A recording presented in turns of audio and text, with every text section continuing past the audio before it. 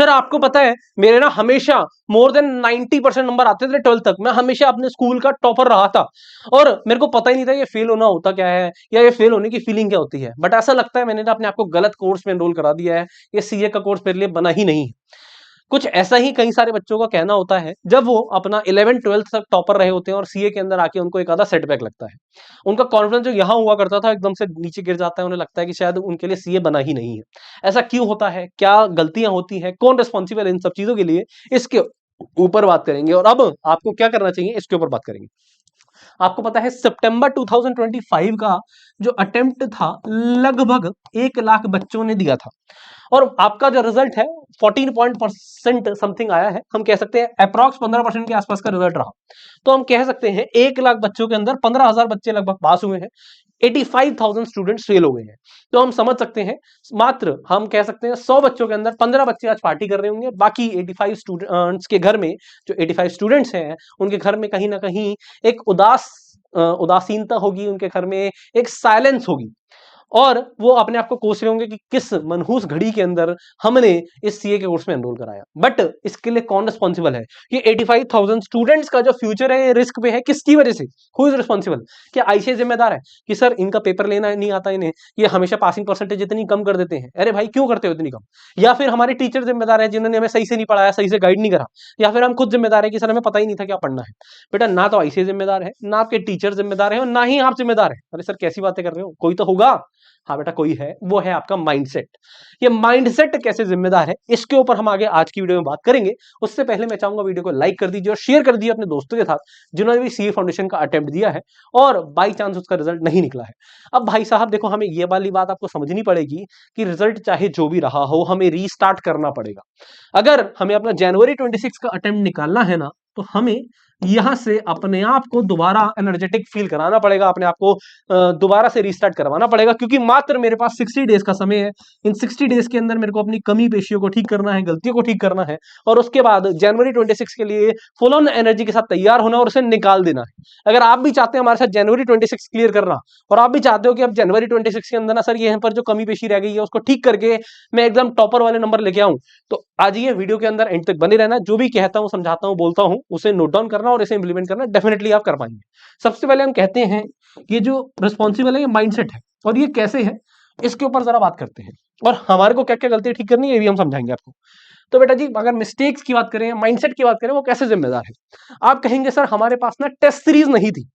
Test series नहीं थी मतलब सर, भाई साहब आपको 100 बार बताया गया है जब से आप सीए के कोर्स में एनरोल हुए हैं, अगर आपको एक सही गाइड, सही टीचर्स आपको मिल गए हैं तो उन्होंने आपको शुरू से बताया है कि बेटा इस कोर्स के अंदर या कोई भी कॉम्पिटिटिव एग्जाम के अंदर ना टेस्ट देना बहुत ज्यादा जरूरी होता है।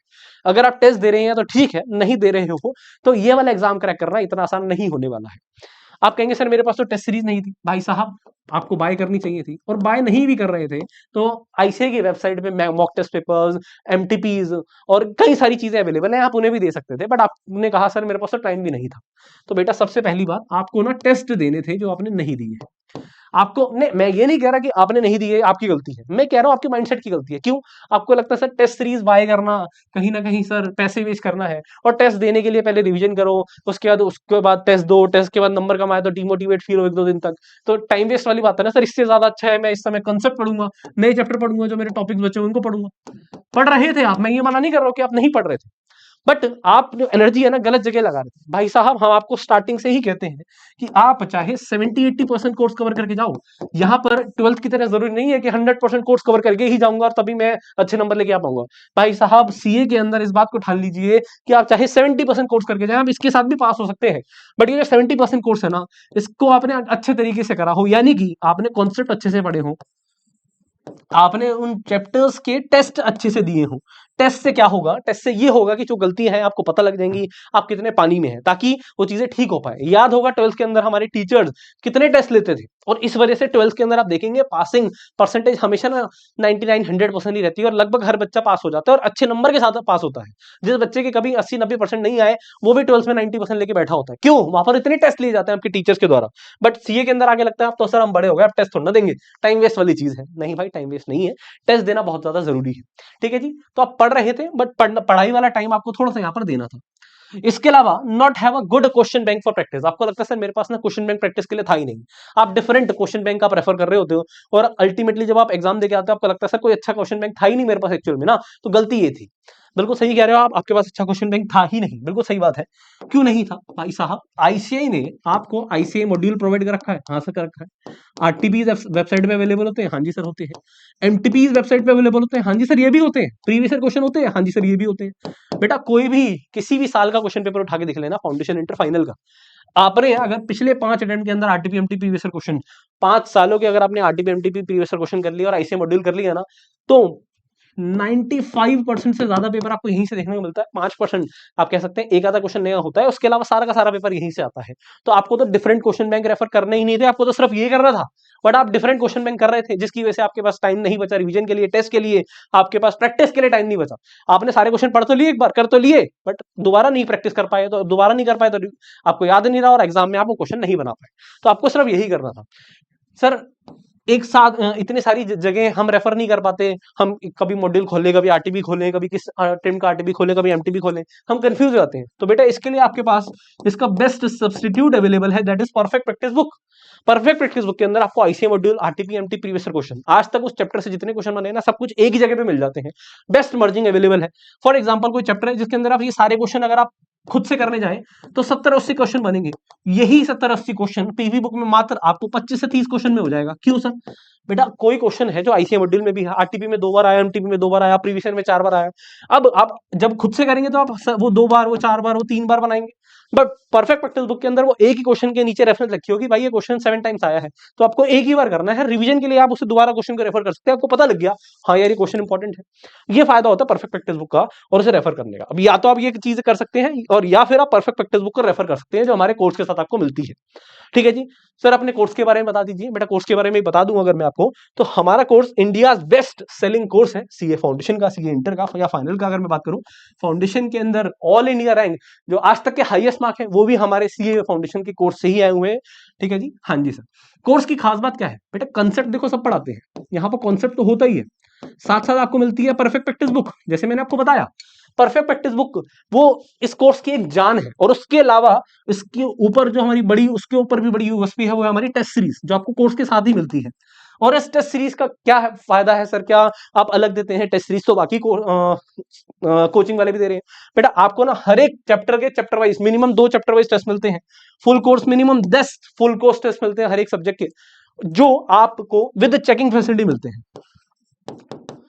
विद चेकिंग फैसिलिटी, यानी कि हर एक चैप्टर के चैप्टर वाइज टेस्ट हो गए चेकिंग फैसिलिटी के साथ। उसके अलावा फुल कोर्स टेस्ट हो गए, जो आप पहले दिन से लेकर के जब तक आपके पास कोर्स की वैलिडिटी है तब तक आप कभी भी उन टेस्ट को दे सकते हैं, और हमारी faculty with in 5 days to 7 days आपको टेस्ट चेक करके देते हैं। ठीक है जी, तो ये फायदा होता है, और ओवर द कॉल भी आपको काउंसलिंग दी जाती है, भाई इस टेस्ट में गलतियां थी इसको ठीक करो, समझ रहे हो?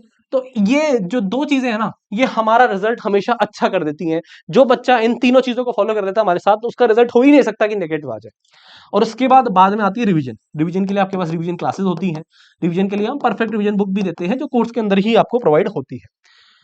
समझ रहे हो बात को या नहीं समझ रहे हो? हाँ जी सर। तो बेसिकली पहला क्या माइंडसेट में गलती थी कि सर टेस्ट देने से टाइम वेस्ट होता है, आज मेरे को समझ आया नहीं सर, टेस्ट देने से टाइम वेस्ट नहीं होता, टेस्ट देने से मेरा अटेम्प्ट नहीं लगता है।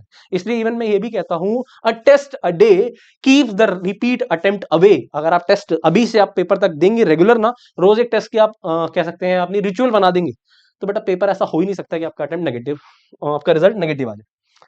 Not have a time for revision. बच्चों को लगता है सर मेरे पास ना टाइम था ही नहीं रिवीजन के लिए, मेरा पेपर से 15 दिन पहले तो मेरा सिलेबस खत्म हो रहा था। बेटा ये भी गलती है तुम्हारी। तुमको मैंने तुम्हें बताया ना, चाहे 80% सिलेबस करो, 100% सिलेबस करो ही मत, अगर टाइम नहीं बचा तो चाहे 80% सिलेबस करो, बट आपको रिवीजन करनी ही करनी है। और मैं कहता हूं इवन पेपर से पहले minimum 3 to 4 revision are necessary. इसलिए मैं कहता हूँ पेपर से 1-1.5 महीने पहले आपका सिलेबस खत्म हो जाना चाहिए, जिसके अंदर आप सिर्फ रिवीजन कर रहे हैं, रिवीजन के बाद टेस्ट दे रहे हैं, इंप्रूव कर रहे हैं अपने आप को। तो बेसिकली हमें क्या करना है, हमें ना इस स्ट्रेटजी पे ध्यान देना है, concept practice test revision, CPTR strategy अपनानी है। और हर एक चैप्टर के लिए आपको जब आपने स्ट्रेटजी अपना ली, हो ही नहीं सकता कि आपका रिजल्ट नेगेटिव आ जाए। मेरे हिसाब से आपको बात समझ आई होगी। कंसेप्ट के लिए आपके पास लेक्चर्स होते हैं, फैकल्टीज आपको समझा रही होती हैं, हमारी लाइव क्लास चल रही है। अगर हम हमारे कोर्स की बात करें, प्रैक्टिस के लिए आपको परफेक्ट प्रैक्टिस बुक मिल गई, टेस्ट के लिए आपके पास टेस्ट सीरीज आ गई, आर के लिए रिवीजन है जो आपको खुद से अपने नोट्स से करनी है, या परफेक्ट रिवीजन बुक भी अवेलेबल है। Is it clear to you? Yes sir. तो ये हमारे माइंडसेट की गलतियां थी जो हमने आपको बताया कैसे ठीक करनी। अब चाहे तो खुद से भी कर सकते हैं, जैसे टेस्ट सीरीज आप हो सकता है आप सर मैं तो कोर्स लेना नहीं चाहता, मैं सिर्फ टेस्ट सीरीज बाय करना चाहता हूं, तो आप टेस्ट सीरीज भी बाय कर सकते हैं। हाँ जी सर। क्वेश्चन बैंक के लिए आप परफेक्ट प्रैक्टिस बुक या फिर आईसी मॉड्यूल आरटीबीएमटी प्रीवियस क्वेश्चन को रेफर कर सकते हैं। रिवीजन के लिए आप अपने नोट्स को भी रेफर कर सकते हैं। सर अब हमें क्या करना चाहिए? बेटा देखो, अब आपको मैंने गलतियां समझा दी, आपका माइंडसेट जहां जहां इंप्रूव होने की जरूरत है वो मैंने समझा दी। और मैं चाहूंगा कमेंट के अंदर लिख के जाना कि सर हाँ मैंने टेस्ट नहीं दिया, मैंने रिवीजन नहीं करी। 99% स्टूडेंट की यही गलती होगी जो फेल होंगे कि सर यही गलतियां थी, मैंने पास प्रैक्टिस नहीं करी, मैंने रिवीजन नहीं करी, मैंने टेस्ट नहीं दिया। What to do?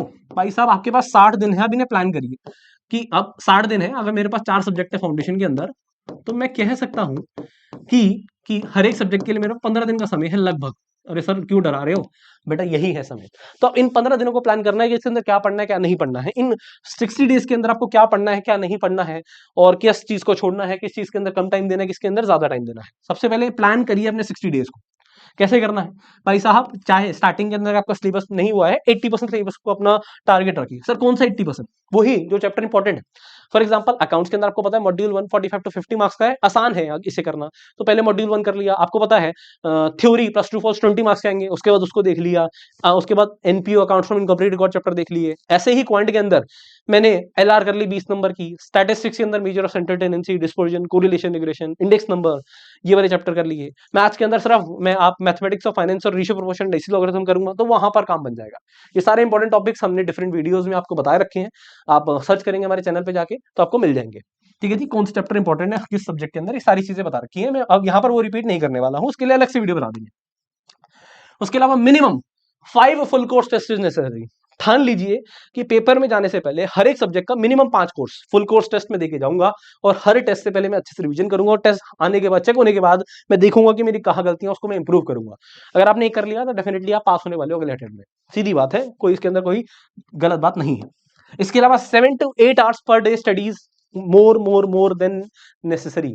अगर आप 7 से 8 घंटे रेगुलर आप पढ़ रहे हैं पेपर तक, ठीक है जी। देखो आपके जो भी बीच में फेस्टिवल्स आए, वैसे फेस्टिवल बड़े वाले खत्म हो गए हैं, जो बचे हुए हैं आपको उनको इग्नोर करना पड़ेगा, और यहाँ पर 7-8 घंटे अपनी रेगुलर स्टडी पे ध्यान देंगे तो डेफिनेटली निकाल लेंगे। मैंने बताया कि आपको टेस्ट पे ज्यादा ध्यान देना है, और उसके अलावा अपने लिए टाइम इनफ, अपना जो रिवीजन का टाइम है ना पहले अलग से निकाल दो।